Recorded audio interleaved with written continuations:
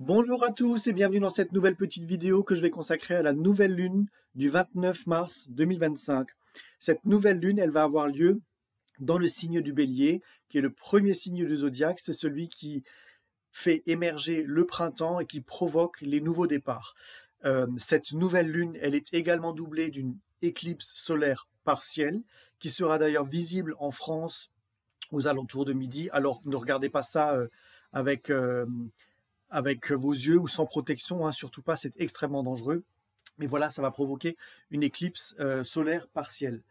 Et alors, je vais tout de suite préciser ce point-là parce qu'il est très très important pour comprendre la dynamique qui est en train de se passer. C'est que ce jeu d'éclipse dans les signes Bélier, Balance se produit depuis euh, grosso modo mars 2023. Et là, en mars 2025, nous avons la clôture de ce cycle d'éclipse dans les signes du Bélier et de la Balance. Et ça met donc vraiment l'accent sur quelque chose de fort qui a certainement commencé depuis mars 2023 dans votre vie. À titre de comparaison, on a eu un même type d'éclipse dans l'axe Bélier-Balance dans les années 2004-2006, également, mars, hein, toujours.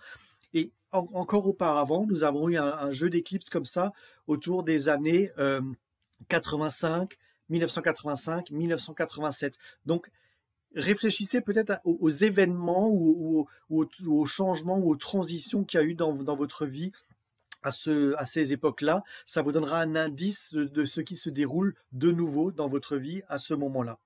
Alors, encore une fois, pour préciser ce qui se passe avec cette éclipse, l'éclipse, vous savez que c'est une énergie qui est karmique, elle va réinitialiser des choses, d'autant plus puissamment que ça se passe dans le signe du Bélier, qui est le premier signe du zodiaque, d'autant plus puissamment qu'il s'agit d'une éclipse solaire partielle, et donc une éclipse solaire est toujours plus intense qu'une éclipse lunaire, puisque, encore une fois, vous le savez, la nouvelle lune, c'est le point de départ du cycle lunaire qui normalement dure 30 jours.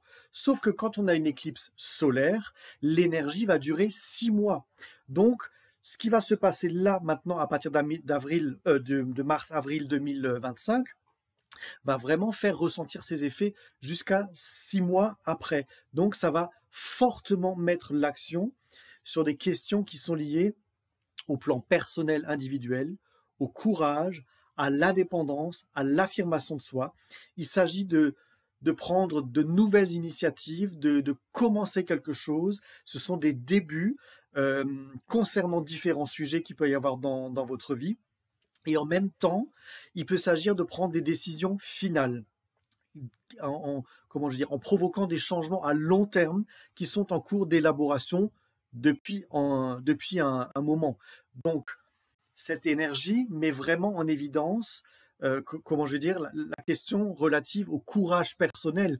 Comment vous pouvez prendre des mesures en faveur d'une sorte de maîtrise de soi, d'autonomisation, en vous attaquant à des choses qui vous sapent, à des choses qui vous cassent, à des circonstances qui ne vous vont pas. Les circonstances et les situations peuvent également vous pousser et vous encourager à voir finalement où vous n'avez pas été fidèle à votre identité ou à votre authenticité. En fin de compte, vous êtes maintenant, et on est sommes tous maintenant, en mesure de comprendre que des changements ou que des fins sont nécessaires à notre propre croissance et que nous pouvons gérer ces choses-là à un autre niveau de conscience plus poussé parce qu'il y a quelque chose qui est en train de se produire. En ce moment également, nous avons Mercure qui rétrograde dans le signe du Bélier toujours, mais qui va rentrer dans le signe du Poisson le lendemain de cette nouvelle lune. Et nous avons toujours encore Vénus qui rétrograde également, déjà dans le signe du Poisson. Donc toutes ces énergies vont en quelque sorte s'additionner pour vous permettre de réévaluer vos valeurs, ce que vous aimez, ce qui vous motive, comment vous voulez gagner votre vie, qu'est-ce que vous voulez valoriser dans votre existence et par rapport à vous-même. Et par Mercure, de mettre tout ça d'équerre dans une bonne relation intellectuelle pour comprendre et puis finalement pour dissoudre encore une fois peut-être des modes de fonctionnement intellectuel qui ne vous vont plus peut-être des principes d'auto-sabotage également, voilà. Ça peut également faire remonter des angoisses qu'il va falloir traiter. Mais comme cette nouvelle lune, elle est en bélier, elle vous apporte vraiment la niaque du bélier, j'ai envie de dire. Le bélier, c'est le premier signe du zodiaque. Il est feu, il est cardinal, donc il a de l'impulsion. Il est très énergique et lui, il va vraiment vous permettre de mûrir finalement plein de choses qui se sont passées depuis grosso modo 1 an, 6 mois, et ça va vous donner l'opportunité de nouveaux commencements, encore une fois. Vous pouvez envisager la base d'une impulsion nouvelle, constructive, poursuivre une nouvelle tendance, poursuivre une nouvelle envie, une nouvelle compréhension, et par-delà même, ça veut dire prendre peut-être un risque, oser aller vers quelque chose, oser actionner quelque chose pour vous offrir une nouvelle aventure maintenant dans votre vie, pour vous offrir un cycle dans lequel vous pourrez découvrir les avantages de vous exprimer avec plus de vérité, avec plus d'authenticité, pour exprimer qui vous êtes et encore une fois, de façon fondamentale. Vous pouvez trouver des moyens d'apprendre et de comprendre comment compter sur vous-même avec plus d'autonomie, et ça va vous permettre de trouver vraiment une sorte de nouveau bonheur intérieur, et ça va vraiment vous faire prendre conscience que vous êtes finalement autosuffisant bien plus que vous le pensez. Et puis finalement, cette éclipse, elle vient aussi relativiser des choses qui ont pu, au travers des expériences des derniers mois, qui ont pu vous toucher dans votre ego, qui ont pu vous toucher dans votre estime, qui ont pu vous toucher dans votre fierté peut-être, voilà. Et peut-être que ça vous a atteint un tel point que ça vous a vraiment, encore une fois, cassé, mais ça vous a cassé vraiment dans le sens négatif du terme, c'est-à-dire que vous êtes vraiment descendu peut-être très très bas, peut-être que vous êtes apitoyé sur votre sort, que vous avez joué la victime et tout ça, et en fait le bélier, lui, et cette nouvelle lune en bélier, et cette éclipse dans le signe de bélier, ne veut pas de ça. C'est fini ce temps de rumination, et maintenant c'est le moment de construire et d'innover. Et on va vraiment aller vers ça, d'autant plus que on va avoir un aspect à Pluton qui vient de rentrer dans le Verseau, signe d'air, signe fixe, et ce Pluton en sextile à la Lune et au Soleil va vraiment vous permettre de transformer des choses en profondeur, de pouvoir les partager avec les autres et d'instaurer des nouvelles conceptions. Ça va permettre d'instaurer une nouvelle façon de concevoir le futur, de concevoir vos liens aux autres. Ça va vous permettre vraiment de pouvoir vous projeter différemment dans votre vie, justement en affirmant cette individualité, cette force personnelle, et ça va vraiment vous booster dans les projets que vous avez besoin de mettre en œuvre. Ça va également booster votre façon de communiquer, parce que vous aurez besoin de ces échanges pour peut-être par moment déstructurer des relations, pour pouvoir transformer des relations, peut-être pour pouvoir casser des liens qui pour vous aujourd'hui sont peut-être néfastes ou qui vous ont peut-être maintenu dans quelque chose qui n'était pas assez positif pour vous. Alors, comme on est dans une énergie bélier et qu'il y a un sextile à Pluton, on peut avoir tendance à être un petit peu brutal, on prendra pas de gants, mais pourquoi? Parce que vous êtes arrivé à un point de saturation où votre besoin d'avancer va être plus important que votre besoin de ménager la chèvre et le chou et tout ça. Maintenant, je vous mets quand même en garde, ne soyez pas trop impulsif, ne laissez pas vos mots dépasser vos pensées, ne soyez pas trop dans l'agressivité, parce que peut-être que vous pourriez regretter certaines phrases tout de même, alors que finalement, vous avez besoin d'éclaircir des situations, mais on peut le faire en délicatesse, ou en tout cas en retenue. Si quelque chose vous vient, arrêtez-vous une seconde et puis essayez de l'exprimer autrement plutôt qu'en étant dans l'impulsion, j'ai envie de dire. Donc voilà, vous voyez, cette énergie, elle est puissante, encore une fois, elle fait résonner vos émotions, hein, bien au-delà de ce qu'on peut parfois imaginer.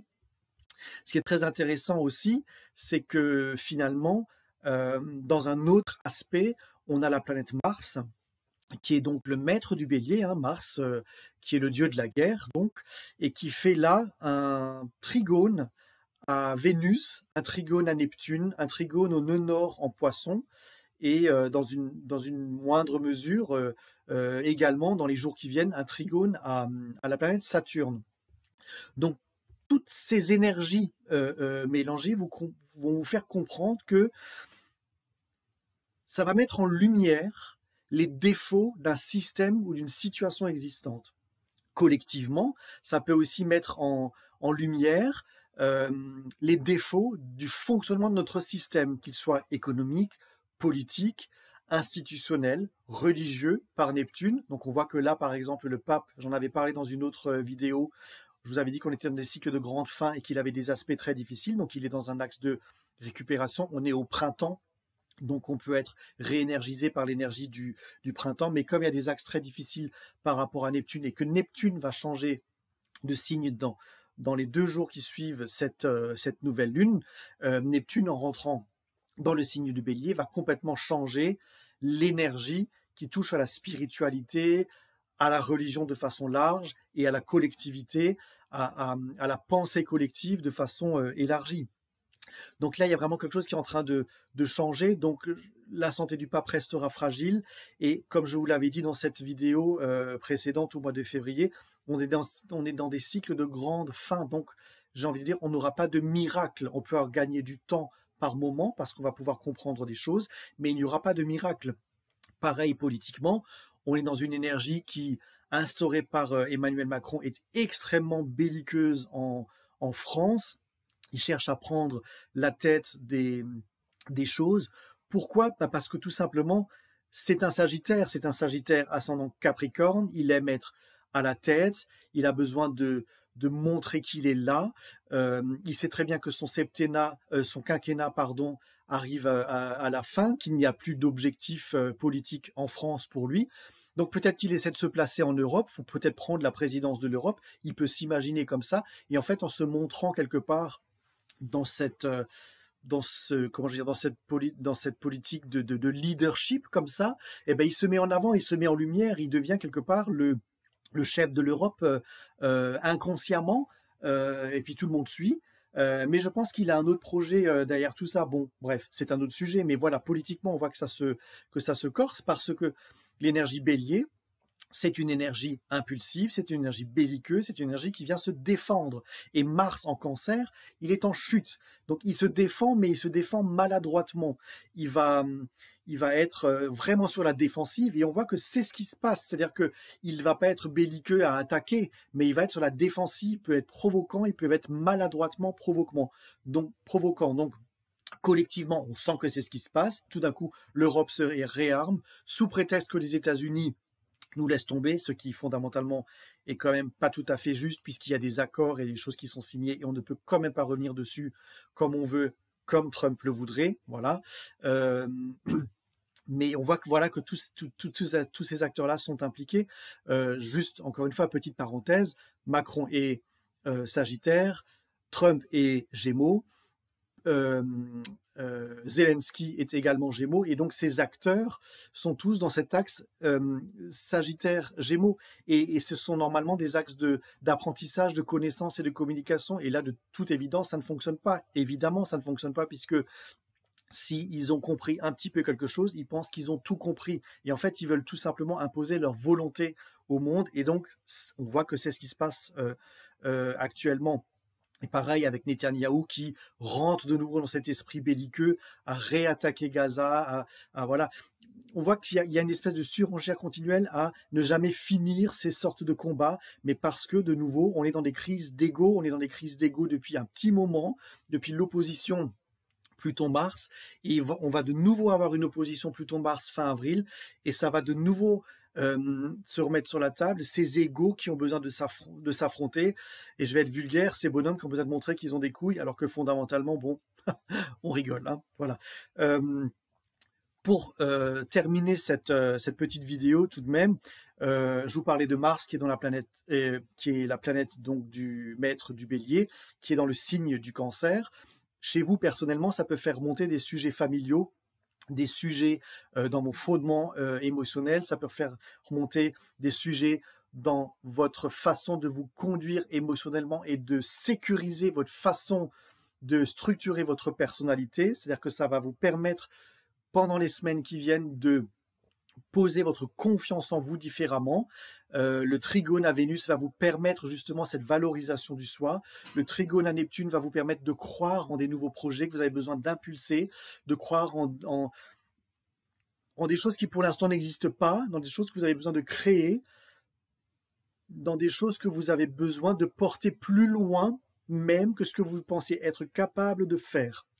C'est un indice de surpassement quelque part. Et comme le nœud nord fait également un trigone à Mars et qu'il est en Poisson, il vous permet vraiment d'aller pousser vos objectifs de vie très très très loin. Et la condition, ça va être de vous valoriser, d'arrêter de jouer la victime, de ne pas rentrer dans des angoisses déraisonnables, qu'elles soient individuelles ou collectives. Voilà, parce que collectivement, encore une fois, on voit que les institutions, les gouvernements jouent sur les angoisses collectives et les peurs de la guerre. Voilà, donc ne rentrez pas là-dedans. Faites pour vous, élaborez vos projets, et ces projets-là, vous serez capable de les construire sur les 6 mois qui viennent. Et donc, les principaux développements qui vont vous être portés pendant les prochains mois, finalement, puisque c'est une tendance qui va durer 6 mois, ça va vraiment donner une finalité à des problématiques de longue date. Vraiment, vous pourriez prendre des décisions finales à partir de cette éclipse. Vous pourriez parvenir à des conclusions logiques à partir de cette éclipse, et ça va vous permettre d'avoir et d'obtenir des changements qui sont beaucoup plus permanents et beaucoup plus pérennes sur le long terme à partir de ce moment-là, puisque le trigone à Saturne vient poser des choses sur le temps, sur la durée, dans la stabilité. Et donc, vraiment, dans ce cycle d'éclipse qu'on est en train de clôturer, mais qui va se prolonger pendant les 6 mois qui viennent pour vous permettre de reprendre et de bénéficier des fruits et d'honorer finalement les récompenses de vos efforts, encore une fois par Saturne, tout ce que vous avez lutté, tout ce que vous avez persisté, tout ce que vous avez mis en place, tout ce que vous avez largué, tout ce que vous avez laissé de côté, va vous permettre d'ouvrir une voie pour vous honorer vous-même dans votre vérité, votre indépendance, votre authenticité, en devenant plus confiant avec vous-même, en croyant en qui vous êtes, pour vous présenter au monde différemment et pour vous permettre non pas de contrôler votre vie, mais de décider de ce qui est le mieux dans votre vie. Et c'est ainsi que vos projets pourront avancer. Évidemment, ceci étant dit, c'est une tendance générale et il faut l'appliquer à votre cas personnel. Il faut voir dans votre carte du ciel où se passe cette éclipse solaire partielle et voir dans votre carte du ciel, encore une fois, où sont les signes bélier, poisson, puisque c'est là-dedans que tout ça se joue, et également le signe du cancer. Et en ayant cette mécanique astrologique et en la superposant à votre thème personnel, votre thème natal, eh bien vous pourrez voir quels secteurs sont concernés. Est-ce que c'est plus le travail? Est-ce que c'est plus la finance? Est-ce que c'est plus le couple? Est-ce que c'est plus les relations familiales? Est-ce que ça concerne vraiment la création de qui vous êtes individuellement, le travail de votre comportement finalement ou de votre psyché, voilà. Qu'est-ce que ça vient régler? Qu'est-ce que ça donne comme indice de renouveau finalement pour vous permettre d'évoluer différemment à partir d'aujourd'hui.